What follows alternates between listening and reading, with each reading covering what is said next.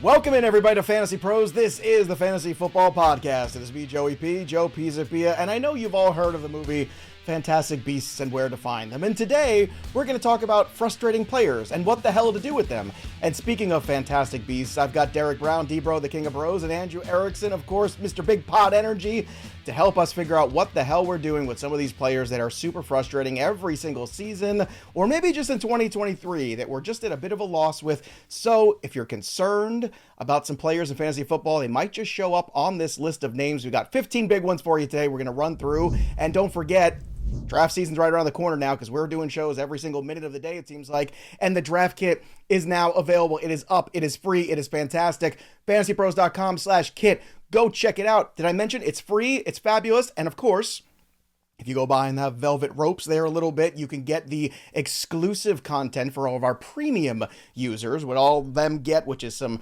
really, really outstanding tools, more things you can unlock, including our Discord community. So go premium, fantasypros.com/premium. But don't forget, go check it out. It just came out. It's hot off the presses. The draft kit only at Fantasy Pros. And gentlemen, let's dive right in to what we've got here, because we've got some frustrating players and I want to get some pathways of how we're going to deal with them. And let's start with the quarterback position, because there's two guys that are enormous wild cards. They're both kind of sitting towards that bottom tier of QB1. The first one is Deshaun Watson. The second one is Tua Tagovailoa. So let's talk about these guys, because with Deshaun Watson, it's a question of, can he rebound and be the guy that he was a few years ago? Because that guy was a top 5 quarterback in fantasy. Tua last year was really looking like a player on the rise, but then the injuries and the concussions really set him backwards, unfortunately, and his draft stock now is kind of hovering and floating in Superflex, and people just don't know if they want to take the plunge. D-Bro, let's start with you on Deshaun Watson. What are you doing with him in 2023? Are you drafting him? Are you waiting on value? How to react to Deshaun Watson upside? Honestly, I'm avoiding Deshaun Watson. I find myself waiting on quarterback, and I know Andrew's not going to like this. Wow, that felt weird not to say Erickson. Anyway, I know that he's not going to like this, and he's going to push back against it, because I know Erickson's going to come up here with the elite players. Don't forget how to be elite. I'm waiting for it, Erickson. But what we saw at Watson last year is really concerning. And yes, we could talk about rust and all those things, but it's not just that he struggled. He was terrible. Like, not even close to league average. He was terrible. His big time throw rate was the 4th lowest amongst all quarterbacks with 100 or more dropbacks.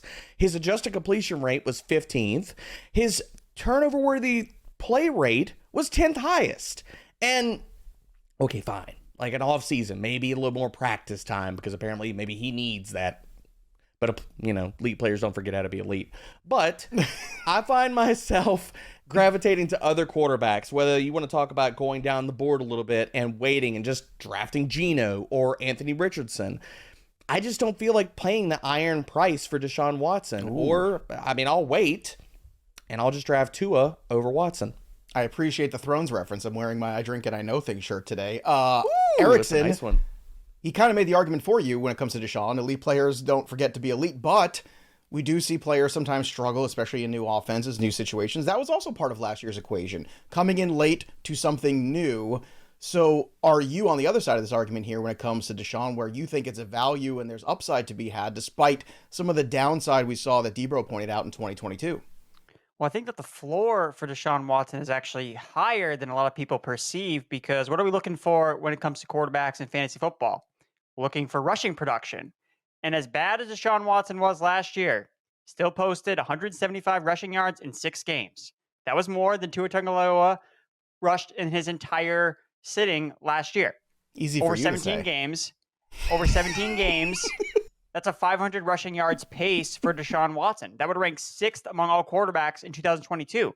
So everyone's pointing at the throwing. Oh my God, the throwing was so bad. But we're going to draft all of these quarterbacks that run, because that's what the upside in fantasy is. So I think Watson, where he's going, because of the rushing he offers that no one is talking about, that's why I want to draft Deshaun Watson, because it's the rushing plus the additional passing that he can potentially get back as an elite passer that we've already seen him do at the NFL level. Anytime he started at least 15 games, he's been a top 5 fantasy quarterback. All right, let's talk about Tua, though, because Tua, certainly with all the weapons he had last year, looked like an emerging fantasy quarterback. Everything was going well, and then the injuries happened. So I know this is a difficult one because we can't predict the future in terms of injuries, but there is enormous risk here. The question is the risk worth the reward when it comes to him? I know in single quarterback leagues it doesn't matter. This is more of a superflex question. So Erickson, are you somebody in superflex that is willing to take the risk of Tua? I am not willing to take the risk on Tua. Again, you kind of outline the injury risk there. He takes one big hit and he may be done for the rest of the year. I mean, this is a guy that was considering retirement in the offseason. Like, this is a serious issue that he's going to have to play through. I know that he's been bulking up in the offseason to protect himself, but the thing that I'm concerned about with Tua is, what is the ceiling that people are actually looking for here? Last year, when he was firing on all cylinders, when he was healthy, he had Tyreek, he had Jalen Waddle, he was still averaging under 20 fantasy points per game. 19.8. That was at his peak. Led the NFL in passer rating. Led the NFL in touchdown rate, which tied with Patrick Mahomes, 6.3%. That's probably going to regress. He was averaging nearly 2 passing touchdowns per game. So wait, why wasn't he scoring more fantasy points? Zero value as a rushing quarterback. He averaged 6 rushing yards per game, 70 yards. Again, less than Deshaun Watson did in way fewer games played, and way more games played, for Tua. So for me, his ceiling last year was QB 7. And I'm going to draft him at QB 11 and hope that that's a small win while also taking on all this additional risk. He's a first-round pick in Superflex drafts. I am not drafting Tua Tagovailoa in the first round of a Superflex draft when he can't even hit an elite ceiling without rushing production. So for me, those are the reasons I'm out on Tua and why I prefer Deshaun Watson. Tua being a first-round pick in Superflex is nuts. No, sorry, I'm just going to come out and say that. I can make an argument for 5 of the quarterbacks, maybe 6, 7 at the most coming off the board in that first round. Other than that, there's no way I would take him in that area. It's interesting, though, because the ECR, these guys are back-to-back. Deshaun Watson at 10, Tua at QB 11. Do you see things the same way, D-Bro, where once you get to this tier, maybe we were just impressed with Tua's progress, but his progress didn't necessarily mean that he is so much better than the guys in the same price range?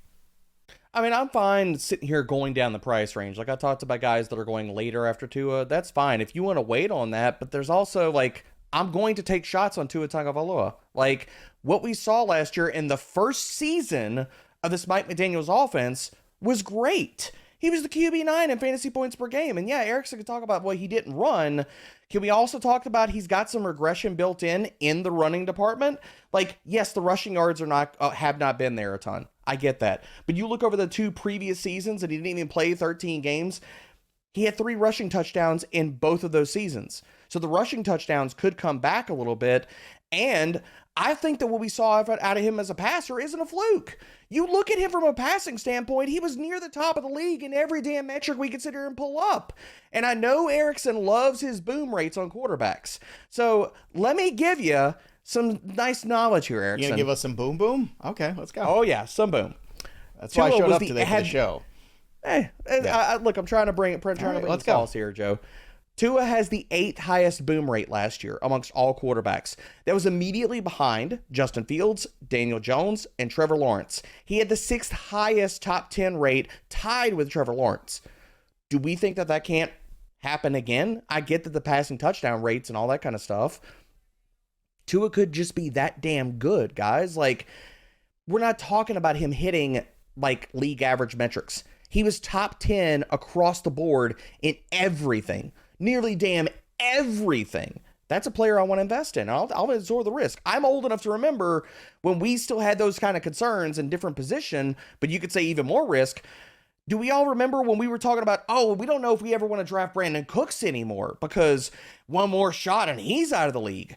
Have we seen any concussion worries out of Brandon Cooks since all of that? No, but I mean, he's in a different situation where, again, you could change your style of play as a wide receiver. Joe, that it's less risk than a receiver. Tua can't stop the fact that guys are coming to sack him. That's the thing. You can't stop that. As Brandon Cooks, you can, say, look, I'm not running routes over the middle anymore. It's just not good for business long term. That's fair for a guy who's had those issues. Some wide receivers that have had a lot of issues the last couple of years staying on the field. See that transition? Professional. Mike Williams for the Chargers. Can't stay on the field. He's a tease. It's unbelievable. You have great moments and then moments. And I supported him last year, and unfortunately things did not go well. Jameson Williams, who I can't wait for him to get on the field, and either injury or some bad decision-making is continuously keeping him off of the field. Then there's Rashad Bateman, another guy with a lot of talent, And now he's got some more surroundings around him in terms of other wide receivers. So now we have a little bit more concern. Is Rashad Bateman even going to be the guy? So Mike Williams, Jameson Williams, Rashad Bateman. These are three very frustrating picks because you really just don't know what you're going to get out of any of them. So, Debro, when you're looking at these three wide receivers, in your opinion, which ones are you targeting, if any of them, and why? You can give me JMO and Shoddy B. I'm going to sit here and draft a lot of Jameson Williams and Rashad Bateman. Shoddy B. Shoddy B, baby. Is he a Spice Girl? Yeah. I don't even understand. I've never heard this. Shoddy B. He's going to put on a show this year. So, okay, yeah, sure. Put him in there. I'm off of Mike Williams because we saw his open score decrease last year and his win rate against man coverage. So I think that there's a path for Quentin Johnson to overtake him as the wide receiver 2 in the Chargers offense. But with Jameson Williams, I mean, the risk that you're incurring with the suspension is baked into his price. He's going as a wide receiver 4. Hell, sometimes you'll see him slip as a wide receiver 5 right now on multiple formats. And I'm willing to invest in the talent of a guy that was 13th in yards per route run amongst all FBS wide receivers in his final year of college. And that's the same thing going down the line with Shoddy B. Rashad Bateman, when he was on the field last year, was fantastic. I mean, we're talking about a guy that was wide receiver 34 in fantasy points per game, had almost a 20% target share, 30% air yard share, and had 3.14 yards per route run. I get the concerns with the foot, but everything that from smarter people than I, they're saying they're not that worried about it. Normal healing process. Got the screws taken out. The cortisone shot is to alleviate some of the inflammation. I think all the risk is baked in for these guys. I'm investing in Jameson Williams and Rashad Bateman. All right, Erickson, when it comes to these three guys, Mike Williams, Jameson Williams, and Rashad Bateman, it's not a matter of talent. It's a matter of, we already know Jameson Williams is going to miss 6 games, so that's a tough sell. We assume that Mike Williams just every year is going to miss 6 games. And then there's Rashad Bateman, who we kind of starting to assume the same thing too. So really, I think all three of these guys are very similar, just at different stages of their career. So who do you want in 2023, if any of them? So for me, it's Jameson Williams is really the one that I'm kind of honing in on. I like that he's super, super cheap. I mean, you can get him as the wide receiver 50. And the way I look at it, let's say you look at last year, it was a redshirt year, basically. You know, he basically didn't play. He had one catch that he went for a touchdown. But besides that, you know, the Lions didn't really use him a lot because he was coming off the torn ACL injury. So the way I see it is, okay, this is like drafting a rookie wide receiver, like kind of put him back into the pool as a rookie wide receiver. And that's a good value for drafting a rookie wide receiver at wide receiver 50. Last year, going in this range, around this 50 range, Garrett Wilson, wide receiver 49, Treylon Burks, wide receiver 51. One of those was a major hit. One of them wasn't a major hit. But Burks still had his moments, even though, you know, he didn't start the season necessarily hot out the gates. And that's the expectation with Jameson Williams. He's obviously suspended for 6 games, so he can't put up any production. But you know that when you draft him. So you can draft your team knowing that obviously you can't draft Jameson Williams as a starting wide receiver. But is this a situation where, okay, I'm going to grab Adam Thielen, you know, just someone to kind of plug in. I know he'll do enough for the first 6 weeks of the year, not a lot of upside when it comes to him down the stretch, but you win your fantasy football championship in December and in January when a guy like Jameson Williams is going to be in the lineup and he's going to be able to build off a lot of big plays from what he did at the college level. Remember, this guy went 12th overall in the NFL draft. That matters. The Lions traded 20 picks up to draft him. I get that the suspension is annoying. I know it's super annoying because we were excited to draft him for week 1, but now it's going to be okay. Now we got to wait till week 7, and it's annoying. But you still have to do it. You got to pull the trigger on Jameson Williams. So I like him at his price, especially with how cheap he is. When it comes to Mike Williams, look, he's the poster boy of boom or bust. He'll have massive weeks. Like last season, basically he was a top 12 wide receiver, or he was like finishing outside the top 40. Oh, like every single week was super big upside. And the thing is, a lot of those big upside games came without Keenan Allen in the lineup. So if Keenan Allen is healthy, Mike Williams' target share absolutely tanks, and he's really looking at more of wide receiver 3 production on a steady basis. But now you're adding Quentin Johnson to the fold. You're adding in a new offensive coordinator to the fold. Right. Last year, the Chargers threw the ball a ton. It wouldn't surprise me if they dial it back a little bit, balance it out a little bit more with the run game here. I mean, if Mike Williams is on a bad offense, would we have any interest in him at all? Probably not. Like, his allure is he's on the Chargers. He has Justin Herbert. So for me, I would rather just take a shot on Quentin Johnston later at a cheaper price, whereas Mike Williams is wide receiver 27 in ECR and ADP. Like, he's going to hit that through a couple big weeks here and there, but every week it's going to be like, oh, is this the Mike Williams week to play him? it's just something I don't necessarily want to deal with from a roster management standpoint. And then with Rashad Bateman, look, he's missed 8 games per year over the last 2 seasons. And I understand that his yards per route run has looked really great. But the reason we use yards per route run versus yards per target or yards per catch is because it's supposed to expand the sample size. It doesn't work when his sample size of routes run is not that big because he hasn't played a lot of games, because he hasn't run that many routes. He only ran 120 routes last year. His ADOT was 19 yards down the field. So, yes, his efficiency looks great from a yards per route run standpoint, but a lot of it is actually based on one 75-yard touchdown he had last year. Right. I get that play happened and it matters. Yes, Rashad Bateman can make explosive plays down the field, but is he going to be commanding a super high target share when they add Odell Beckham Jr.? They drafted Zay Flowers in the first round. They add Nelson Aguilar in free agency. Okay, if they were so confident Rashad Bateman was going to take over this offense, like, why do they do all these moves? Because they're not confident. So they can say whatever they want about Rashad Bateman, but for me, he's been a tease. And 2 years in, all he's gotten is gotten hurt and made a couple big plays. I think Rashad Bateman's a sell, honestly. I traded him away in Dynasty yesterday. I felt great about it. Well, anytime you can make a move like that and feel good about it, that's all I want. You know, I'm with Jameson Williams in this pack of 3.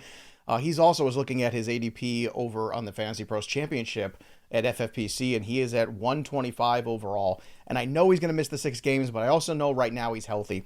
And I think that's the one thing about Mike Williams. I'm always worried about the health. And the other thing with, players like Rashad Bateman, it just feels like they're never healthy. And that's also a factor when you're missing key early time in your career to develop at the NFL level. It's very important you're out there on the field getting those snaps. And again, speaking of this ADP we're talking about for the FFPC, if you haven't already, make sure you go and get yourself an entry, because there's $1 million prize. We're giving away Fantasy Pros Championship. Again, that's at FFPC. Use that promo code FantasyPros when you sign up, too, because you get that $25 discount. So we want somebody to go win. We're also giving away free subscriptions to Fantasy Pros, to Betting Pros. So go register now. Again, Fantasy Pros Championship at FFPC. You can sign up today at fantasypros.com/championship. And don't forget, use that promo code FantasyPros to get that $25 off. Let's talk about 2 Saints. I'm going to make Derek Brown sit in the corner while Andrew Erickson and I talk about his team for a second. Michael Thomas, another guy you never see. And then Alvin Kamara, which we're not exactly sure when we're going to see him, if we're going to see him, and how that's going to work out. What's your plan for these 2 Saints right now, Andrew Erickson, while Derek Brown takes a nap in the corner? Wow, the Saints that ain't it in 2023, cleverly named by you, Joe. So for me, when I, pour a glass of milk, for my cereal, when I'm doing that, I smell the milk first because I want to make sure, okay, is this milk spoiled? I don't smell the milk, identify it as spoiled, put it back in the fridge. 3 years later, take it out and think, oh, baby, this milk is ready to go. Michael Thomas, the milk is spoiled on Michael Thomas. Like, enough of this. This is ridiculous. He's played 10 games over the last 3 seasons. He played 3 games last year. 30 years old, entering his 8th season. Career low yards per route run last year. The milk is spoiled. Don't go back. Just don't go back to Michael Thomas. So what about Kamara? Are you dancing with Kamara at all, considering where it's still unknown? Is it early ADP? You get a potential league winner here, or is this a guy that's going to actually crush your roster potentially if you waste too much draft capital on him? Well, I do think there is a league winner on the Saints, in the Saints backfield, but his name is Kendre Miller. It's not Alvin Kamara. Okay. So for me, I want to take this Alvin Kamara ambiguity about his suspension, whether it's 4 to 6 games, however it may be. I'm taking as advantage to draft Jamal Williams and Kendre Miller because these guys are still super, super cheap. Like, they both go outside the top 40 running backs across the, in ADP and in the ECR rankings. And when it comes to Kamara, he's entering year 7. They added 2 running backs to compete with him that were better than what they had on the roster last year. Taysom Hill, still a thing. But they're still going to use him at the goal line. He's still going to be really annoying. Kamara's receiving usage was hot garbage last year. His target share cut in half, 22% to 11%. And his EPA, his rushing efficiency was horrible, up and down the board. So for me, I want to target those other running backs and not Alvin Kamara. All right. You waited patiently. The milk's gone sour here. Are you sweet on any of these Saints, Michael Thomas or Alvin Kamara, D-Bro? No, I agree with Erickson after all my posturing and stuff in my nap time. I knew it. It was like, all I kept thinking about was Charlie Murphy, too. The milk's gone bad. That's all I kept thinking about. All I thought about was Will Ferrell. The milk was a bad choice. It was a bad choice. And look, it feels like these guys are a bad choice, too, at this point, right? But they are. I think Kamara's the one where it's still floating in that ECR where you go, is it a bad choice? So are you out on Kamara completely, too? I'm out on Michael Thomas completely because all of his metrics last year, it was wide receiver 3 type numbers. And I can get that at different points of the draft with more upside. Kamara, right now, I'm not going to say that I'm totally out on him. For me, it comes down to roster build. I will draft him on certain teams if you're just punting off running backs, if you're going 0 RB, things like that, because the suspension is still hanging in the wind, guys. If Alvin Kamara, the suspension's shorter, when he returns, however you want to frame this, do we have any questions about him being the lead back? Do we have any questions about him being the guy that's going to play on passing downs? I don't. So for a guy that is slipping outside the top 100, and I'm not going to push back. Everything Andrew said about Kamara's rushing utility and how he fell off a table is absolutely true. But considering he's slipping outside the top 100 players, I will take some shots on him, considering the teams that I'm building, in best ball especially. Let's talk about 2 premium guys that I think are a little, I don't want to say scary, but have some question marks. Joe Mixon, who had a rough start to the season and then towards the end of the season started to look better. Off-season stuff going on too, but it didn't look like the Bengals did a whole lot to ensure themselves, so it looks like Mixon's the guy again. And then you have Deebo Samuel, who, coming off an incredible 2022, was a little disappointing in 2023, and also a player who has dealt with some injuries. If you're looking at both of them in terms of ADP, you've got Deebo Samuel as the 34th player off the board, wide receiver 16, Joe Mixon, RB 17, the 46th player going off the board. Debro, do you see these guys as players that you want to roster, or do you see those guys as frustrating at their ADP? I'm out. You can miss me with both of them. And Joe Mixon, I mean, I talked about this all last year during the primer. I kept telling people, like, he's been bad. Samaje Perine is playing better than him. None of that changed. He lived off of, basically, Joe Mixon is your new Uncle Lenny. That is what it is. He's living off of weighted opportunities, snap share, and his utility in the passing game. Can he reproduce that? Sure. Maybe, possibly. The other part of that is, if he's not that good, we could see one of these backup running backs, and I'm not telling you that they're world beaters either, but one of these guys could eat into Joe Mixon's opportunity if his skills have degraded down to where he's just a replacement level guy at this time of his career. And same thing with Deebo Samuel. I'm not telling you that he's replacement level, but he's a wide receiver 3, a PPR wide receiver on a run-first offense. I don't want any part of that. In the games where we saw Christian McCaffrey as a full-time player, Deebo Samuel finished as the wide receiver 58, the wide receiver 5, okay, that's nice, the wide receiver 66, and the wide receiver 33. So as a guy that's getting drafted as a wide receiver 2 in basically all formats, hell no, I'm out on Deebo. How about you, Erickson? Mixon and Deebo, are you out on these 2 guys? Because these guys are studs and fantasy football building block guys for the last couple of years, but it seems like 2023, their stock is a little bit in question. I still think I like Mixon at his current price. I mean, RB 15, RB 16, RB 6. Like, that's not a lot to pay for a running back that was second in the NFL in carries inside the 10-yard line that plays on arguably the best NFL offense. Like, we talked about his backfield. But he is going around the same ADP as J.K. Dobbins and Aaron Jones. Would you take those 2 guys over Mixon? I mean, are those offenses better than the Cincinnati Bengals? Both those players are better than Joe Mixon. Yeah, see, this is the problem we come into. Well, J.K. Dobbins has never been an RB1 ever. So, like, I can't, like... Well, I'm sure in high school he was. I'm sure he was very good there. I don't know. He may have held out of high school practices, too. In college high school games. But anyway, I'll take J.K. Dobbins rushing talent over Joe Mixon every day of the week. But I guess this is the problem. We always... Erickson, you're not wrong. We're talking about offensive ecosystems being the thing we want to invest in, which is always true. But... you know, in these 2 circumstances with these particular players, Mixon's still the guy for you that you think is more investable. Look, I think that he just has a lot of outs where he's really buoyed very well. Like, who's going to take over the backfield from him? Chase Brown? Like, is this really going to happen? Travion Williams, who's been in the league for like 6 years and like barely touched the football? No. Look, again, goal line carries, second in the NFL, inside the carries, inside the 10-yard line. Last year, he had receiving usage highs across the board. Like, he's due for touchdown regression. Like, he only scored 5 touchdowns from inside the 10-yard line. And you may point at that, oh, he sucks at running at the goal line, but it's like they gave him the ball. The only running back that had more carries inside the 10 was Jamal Williams last year. Mm-hmm. And so Joe Mixon, if he leads the NFL and carries inside the 10-yard line, is he going to be a bad investment as RB 17? Like, probably not. So again, if this is his last year with the Bengals, they have every reason in the world to just run him into the ground and then get rid of him. So Mixon for me kind of falls in that category of, if I'm not taking him like in the second round, like if he gets boosted up and steamed up to a point where people are only looking at his season long totals, where, I mean, he only finished as an RB1 in 21% of his games last year, which is horrible. So he was not consistent on a week to week basis, but a lot of that was because he didn't score a lot of touchdowns, except for that one game against the Carolina Panthers.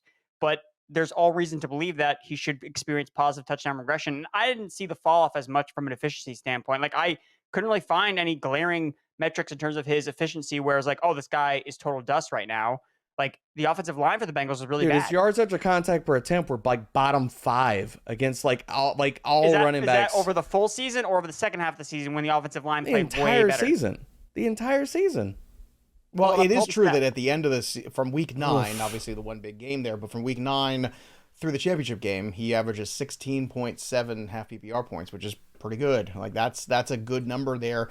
It is a good offense. I think if you hit wide receiver early and you have Mixon sitting there, I think that's the way to go. But to me, with Debo there, I'm still looking at guys like DK Metcalf and Keenan Allen, Amari Cooper. I want all those guys over Debo, and I know that might be unpopular at some point, but to me, I think it's a little bit more proven, a little safer, but they still have upside for me. Let's talk about some running backs in the NFC, specifically guys on the Eagles and guys in the Washington Commanders, because we're hearing a lot of buzz right now, out of both of these camps. Rashad Penny is new. DeAndre Swift is new with the Eagles.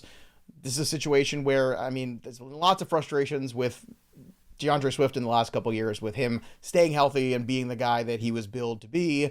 Now he gets a fresh start. Rashad Penny, when he's on the field, has been a pretty good fantasy back. I know a couple of years ago he won me some championships. So, Erickson, when you're looking at these two guys in the Eagles backfield, are they going currently at a point where you say, okay, they're frustrating players, but I think the ADP is worth it? Or do you think, looking at where they're going right now, you're just out based on the fact that there is so many,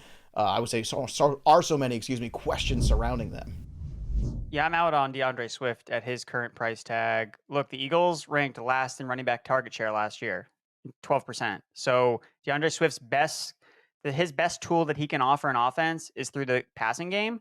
And that's the thing that he's probably going to be asked to do the least amount on the Eagles, because why are they going to throw the ball to the running back when they have 2 top end wide receivers and a top tier tight end? So unless all those guys get hurt or multiple guys get hurt, I don't see a scenario where Swift is taking over this massive target share. And then when it comes to the rushing, I think Rashad Penny is just a better pure rusher than DeAndre Swift is. Yeah. Swift always tries to bounce things out, try to pick up these massive games where Rashad Penny hits the hole and he hits it hard, and then he runs for touchdowns. Look, Penny has a really short shelf life because he just deals with these nagging injuries every single year. So for me, honestly, if I'm looking at the entire Eagles backfield, give me Kenny G.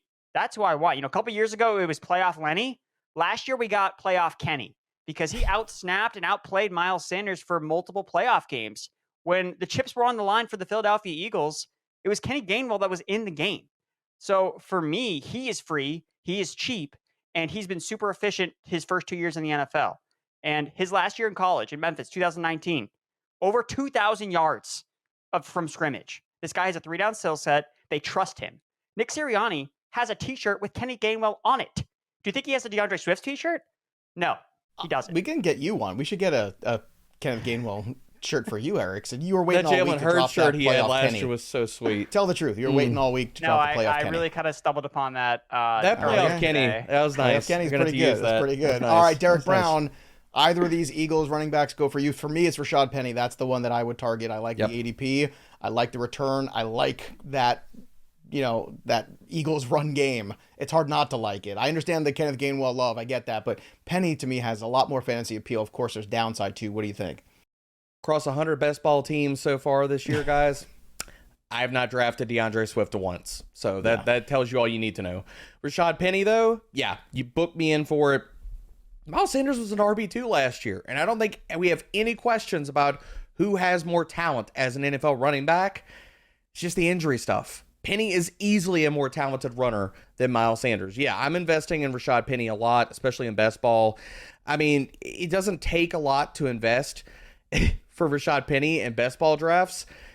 The talent easily outweighs whatever you're going to invest in him. So count me in on Penny and out on Swift. Yeah, RB39, I'm all in. Let's go. Oof. Half PPR right now on Fantasy Pros. Again, you can always check out the rankings at fantasypros.com/rankings. That's where you go. Let's talk about the Commanders' backfield. Antonio Gibson, Brian Robinson. Getting a ton of Antonio Gibson. I can't open Twitter and not hear buzz on Antonio Gibson or read something about Antonio Gibson. I know everyone's very excited, and I get it. He's had some flashes being really good. Debro's shaking his head. He's out already. Are you in on either of these two guys? Because it seems like a frustrating situation potentially now that especially Gibson's stock seems to have that big arrow pointing up, and all of a sudden you're going to have to pay more and more and more every passing month for him. Have we not done this enough times with an Antonio Gibson? Like, at what Yes. point are we going to learn? Like, how many times does Riverboat Ron have to come out and be like, well, you know that Antonio Gibson guy, he could be a really good mismatch. And then the season comes, and then it just, where's he at? Where's AG? Is anybody, we're gonna put out a search party for Antonio Gibson. I don't get it, man. I don't understand it. Like, honestly, I'm totally out on this entire backfield. This offense has questions. We have no clue what this offense is going to look like with Eric Bieniemy. Yeah, we could sit here and hope and pray, and maybe they pass a lot, but that's all Andy Reid. We don't know what Sam Howell's going to look like as a starter. This team could just play slow. Yeah, they could run the ball, but what does that look like? Is it Brian Robinson? Does Chris Rodriguez get in the mix? Antonio Gibson playing passing downs? Brian Robinson, look, I will take shots on Rashad Penny later. I will take shots on other early down guys, Damian Harris, whatever you have after Brian Robinson. Antonio Gibson, I do not understand where this hype comes from. I don't understand for a guy that we talk about, oh, his receiving ability. Okay, yeah, his yards per route run was good last year. Everything else you look at was terrible. His yards after contact per attempt has been nothing special. He's been below 2.6 in 2 of his 3 seasons. His breakaway percentage has dropped in every single season. His elusive rating has dropped in every single season. So outside of fictitious social media hype, he's honestly our social media running back. Maybe I'm just going to coin that term for Antonio Gibson because the production doesn't translate to the field. It's a good point. I love when you look at the ECR and the rankings too, when all the experts kind of throw their hands up on players too. And that's what they've done with this running back situation because Brian Robinson is RB32 and Antonio Gibson is RB34. So there you go. Nobody knows what to make of these guys. Erickson, what do you make of this Commanders backfield? Do you think they're investable or just downright frustrating? I want Antonio Gibson. I still think that he's not out of my price range where I can chase the upside of a running back with a 3-down skill set with desirable size. You know, he's been a fantasy RB1 twice in his NFL career already. He's played 3 seasons. Like, he's already done it. But it always comes all in the second half. That's the one thing about it. It's like they do the same thing. We're like, yeah, Antonio Gibson's like, oh yeah, we have this guy. And then the second half of the season is always really good for him. But how many times can we buy into that before we're out of the playoffs after the first 7 weeks? Well, I mean, it's the price. Like, he's still going in RB3 range. You don't have to draft him and start him in your lineup week 1. You can see it play out. True. I just think that the upside is there for Gibson. Like, how many guys can you get with his skill set that could take over a backfield and an offense that has a new offensive coordinator? Look, Ron Rivera, if you look at betting odds, he is the favorite to be the first coach fired. So how long is he even going to be calling the shots there? We don't know. If anything, Eric Bieniemy, he's a massive upgrade. And I've been trying to pay more attention to these offensive coordinator changes because it influences how players are used. Brian Robinson was leaned under down the stretch.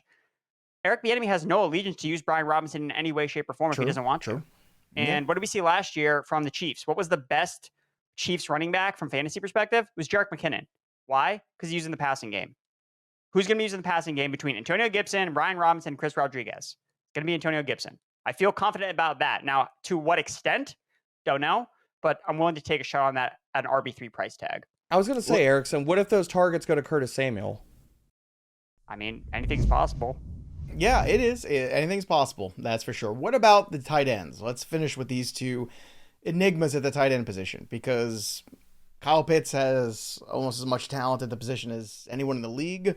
A 1,000-yard rookie season, unbelievable. Scored 1 whole touchdown over a full season. And then last year, well, he did double his touchdown total. Went from 1 to 2. Very exciting. But it was obviously a lost season, as was many things about that Atlanta Falcons offense was lost, is a good word to put it. And then there's Darren Waller, another guy with all-world, all-pro talent. But the ability to stay on the field has been a question. Now he finds himself in a new offense, in a new situation, new quarterback, yada, yada, all that stuff. Erickson, Waller, and Pitts. Again, tight end, we're kind of up against it a little bit, so you got to take some shots. These guys are frustrating, but are they worth the upside of where they're currently going in ADP? I like their prices for the most part in ADP because they're the two cheapest ways that I think you can access an elite tight end ceiling. They basically go in that tight end 7-8 range before you get to like the Freiermuths and David Njoku's, who are they have much more competition in their offenses. So that's why I always draft Darren Waller, because he always goes after Pitts, which is why you should just draft him, because look, he's in an elite tight end group.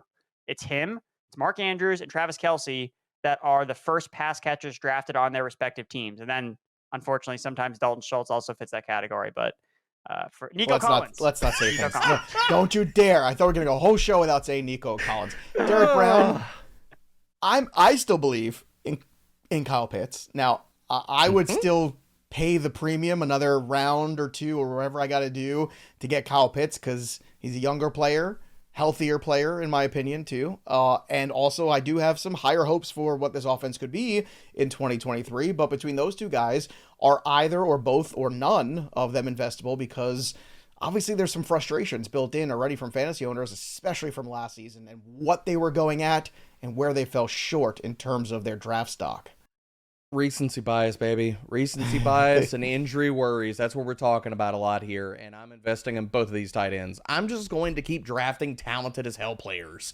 And both of these guys, you can craft arguments. If it's not Drake London, it's Kyle Pitts leading the Falcons in targets. If it's who's going to sit here and take that crown away from Darren Waller if he's healthy? And yeah, I know you could say if, and all the if and boo birds are pulling out their crystal balls right now. Whatever, man. If Darren Waller stays healthy this year, he is going to be one of the best value picks of the entire fantasy football draft season. Lock it in, set it, forget it. He is one of the few guys that can rival Travis Kelce, and we've already seen him do it, surrounded by beta wide receivers.